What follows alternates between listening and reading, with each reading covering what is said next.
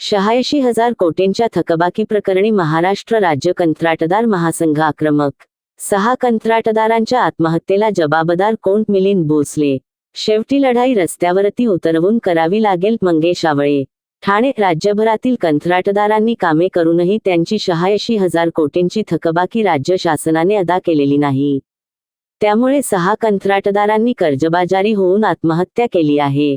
या आत्महत्येस जबाबदार कोण, असा सवाल महाराष्ट्र राज्य कंत्राटदार महासंघाचे प्रदेशाध्यक्ष मिलिंद भोसले यांनी केला. तर मुंबई विभागीय अध्यक्ष मंगेश आवळे यांनी, आम्ही आमची देयके मिळावीत यासाठी अनेकदा पत्र दिली आहेत. मात्र त्यावर मार्ग निघत नाही. त्यामुळे आता रस्त्यावरची लढाई लढावी लागेल, असा इशारा दिला. राज्यभरातील कंत्राटदारांची कोट्यवधी रुपयांची बिले राज्य शासनाकडून अदा करण्यात आलेली नाहीत. त्याबाबत आपली भूमिका मांडण्यासाठी महाराष्ट्र राज्य कंत्राटदार महासंघाच्या वतीने ठाण्यातील शासकीय विश्रामगृहात पत्रकार परिषदेचे आयोजन करण्यात आले होते.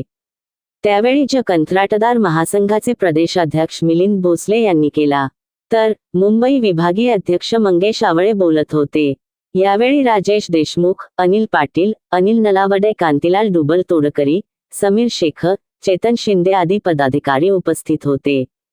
प्रदेशाध्यक्ष मिलिंद भोसले म्हणाले, शासनाच्या जवळपास 5-6 विभाग आहेत.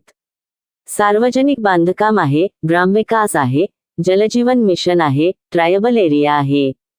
या जवळपास 5-6 डिपार्टमेंटची 86,000 कोटींची बाकी ही कमीत कमी 1.5 ते 2 वर्षांपासून आहे.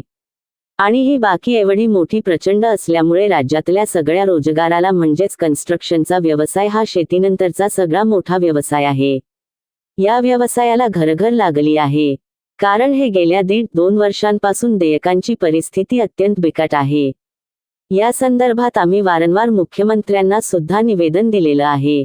पण हे निवेदन दिल्यानंतर सुद्धा मुख्यमंत्र्यांकडून आम्हाला भेटीची वेळ मिळत नाहीये. ही दुर्दैवाची गोष्ट आहे. यामुळे 6 लोकांनी आमच्या आत्महत्या सुद्धा केल्या आहेत. संघटनेच्या माध्यमातून गेल्या 2 वर्षांपासून महाराष्ट्र सार्वजनिक बांधकाम मंत्री शिवेंद्रराजे भोसले, दिवंगत अर्थमंत्री अजित पवार आणि मुख्यमंत्र्याची फायनान्शियल ॲडव्हायझरी कमिटी यांच्याबरोबर चर्चा करून एक प्रस्ताव मंजूर करून घेतला आहे. देशाची संसद, राज्यसभा आणि लोकसभा आणि महाराष्ट्राची मंत्रिमंडळ यांनी सुद्धा या बाबतीत मान्यता दिलेली आहे. येत्या 10 ते 15 दिवसामध्ये या बाबतची सगळी क्लॅरिटी होऊन जवळपास 15 सप्टेंबर 2026 रोजी म्हणजे महाराष्ट्राच्या आपल्या देशाचा अभियंता दिन असतो, त्या दिवशी ही 100% सिस्टीम लॉन्चिंग होईल अशी शक्यता दाट आहे. पण या सगळ्या सिस्टीम जरी लॉन्च होत असली तरी सुद्धा 6,000 कोटींची तरतूद त्यामध्ये असणार आहे. कुठेतरी थकबाकीतून पैसे जे आहेत ते मिळणार आहेत, त्यामुळे जास्त पैशांची मागणी आपली असणार आहे. कारण 50% तरी थकबाकी मिळावी अशा प्रकारची मागणी आहे, असेही भोसले म्हणाले. मंगेश आवळे म्हणाले की संघटनेच्या माध्यमातून अनेक आंदोलने करण्यात आली. ज्यावेळेस अर्थसंकल्पीय अधिवेशन होतं त्यावेळेस देखील सरकारला जाग आणण्यासाठी आपण आंदोलन केली, मात्र यातून काही निष्पन्न झालेलं नाही. आमच्या 6 कंत्राटदारांचा मृत्यू झाला आहे. सरकारने आम्हाला वाऱ्यावर सोडले आहे. सरकारच्या वतीने पायलट प्रोजेक्ट म्हणून आता 6,572 कोटीचा जो पहिला टप्पा केला जात आहे, त्या भूमिकेचे आम्ही स्वागत करतो. पण आम्हाला ही तुम्हाला विनंती करायची आहे की हा टप्पा जो आहे तो 6,572 कोटीवर न थांबवता तुम्ही हा जो टप्पा आहे तो किमान 40,000 ते 50,000 कोटीपर्यंत न्या आणि त्यात सर्व कंत्राटदारांना सामावून घ्या.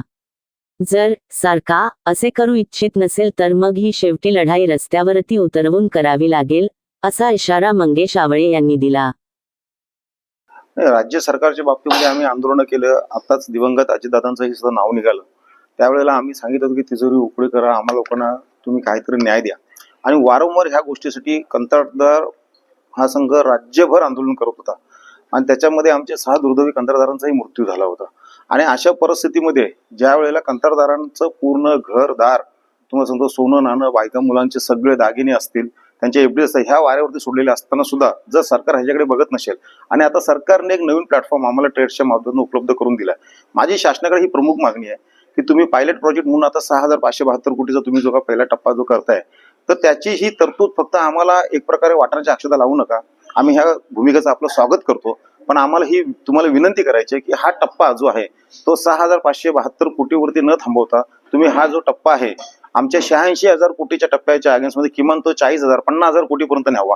आणि त्याच्यामध्ये सगळे हेड शासनाचे जितके काही हेड्स असतील म्हणजे त्याच्यामध्ये इमारत दुरुस्तीचा हेड असेल, त्याच्यामध्ये 22-20-59 असेल, त्याच्यामध्ये आदिवासी विभागाचा हेड असेल, आमच्या जलसिंचनाचा असेल, आमच्या जलजीवनचा असेल, त्या सगळ्या कंत्राटदारांना त्याच्यामध्ये कसं सामावून घेता येईल हे शासनाने बघणं गरजेचं आहे. आणि एवढं करून सुद्धा जर तुमच्या सुस्ते कार्यक्रमाला जर आम्ही प्रतिसाद देत असताना सुद्धा जर शासन आम्हाला जर त्या प्रकारे कुठेही प्रकारे जर आम्हाला मदत करायला तयार नसेल तर मग ही शेवटी लढाई रस्त्यावरती उतरवून करावी लागेल असं आम्हाला वाटतं. बिल्कुल तो टेट से पहले बहुत सालों से काम कर रहे हैं. अभी तक करीब 9 लाख करोड़ के आसपास हम लोग एमएसएमई को इससे ऑलरेडी दे चुके हैं सोल्यूशन.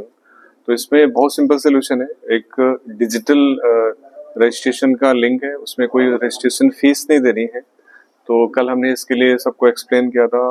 उसमें हमारी टीम है जो उनको रीच आउट करेगी. तो अभी इसमें सबसे बड़ा मेजर चैलेंज है अवेयरनेस नहीं है, लोगों को पता नहीं है, जानकारी नहीं है. तो अभी हम सारे जितने भी जिला हैं तो सर के माध्यम से हम सारे जिला में सबको अप्रोच करेंगे, कॉन्ट्रैक्टर यूनियन के प्रेसिडेंट को बताएंगे कैसे होना है. तो उसमें सिंपल इनवाइस अपलोड करनी होती है. उसमें इनवाइस पीडब्ल्यूडी अप्रूव करेगा. देन उसमें बैंक है, बैंक पैसे दे देते हैं. तो किसी को कहीं नहीं जाना, एक डिजिटल माध्यम है और इसमें बहुत ही इजी है. और इनको सबसे बड़ा प्लस पॉइंट है कि उनकी बुक्स में लोन नहीं दिखेगा. ये ऑफ बैलेंस शीट सोल्यूशन है. अगर कल को पीडब्ल्यूडी से पेमेंट डिले हो जाता है 180 दिन या 90 दिन बाद, तो वो रिकवरी कॉन्ट्रैक्टर से नहीं होगी, पीडब्ल्यू से ही हम वो करेंगे. महाराष्ट्र शासनाच्या जवळपास 5-6 विभाग आहेत. सार्वजनिक बांधकाम आहे, ग्रामविकास आहे, जलजीवन मिशन आहे, ट्रायबल एरिया आहे. या जवळपास 5-6 डिपार्टमेंटची 86,000 कोटीची बाकी ही कमीत कमी 1.5 ते 2 वर्षापासून आहे. आणि ही बाकी एवढी मोठी प्रचंड असल्यामुळे राज्यातील सगळ्या रोजगाराला म्हणजे कंत्राटदाराचा व्यवसाय हा शेतीनंतरचा सगळ्यात मोठा व्यवसाय. या व्यवसायाला घरघर लागलेले, कारण हे गेल्या 1.5-2 वर्षापासून पेमेंटची परिस्थिती अत्यंत बिकट आहे. या संदर्भात आम्ही वारंवार मुख्यमंत्र्याला सुद्धा निवेदन दिलेलं आहे. पण हे निवेदन दिल्यानंतर सुद्धा मुख्यमंत्र्यांकडून आम्हाला भेटीची वेळ मिळत नाही आहे. ही दुर्दैवानी गोष्ट. यामुळे 6 लोकांनी आमच्या आत्महत्या सुद्धा केल्या. पण महाराष्ट्र शासनाच्या 2024 ऑक्टोबर यावेळी आम्ही जो ट्रेड्सचे जे आहेत या ट्रेड्सच्या संपर्क केला. ट्रेड्सच्या माध्यमातून आम्ही गेल्या 2 वर्षापासून महाराष्ट्राचे सार्वजनिक बांधकाम मंत्री शिवेंद्रराजे भोसले, दिवंगत आपले अर्थमंत्री अजितदादा आणि मुख्यमंत्र्यांची फायनान्शियल ॲडवायझरी कमिटी यांच्याबरोबर चर्चा करून हा प्रस्ताव मंजूर करून घेतला. मला सांगायला आनंद वाटतो की देशाची संसद, राज्यसभा आणि लोकसभा आणि महाराष्ट्राची मंत्रिमंडळ यांनी सुद्धा या बाबतीत मान्यता दिलेली आहे. येत्या 10-15 दिवसांमध्ये याबाबतची सगळी क्लॅरिटी होईल.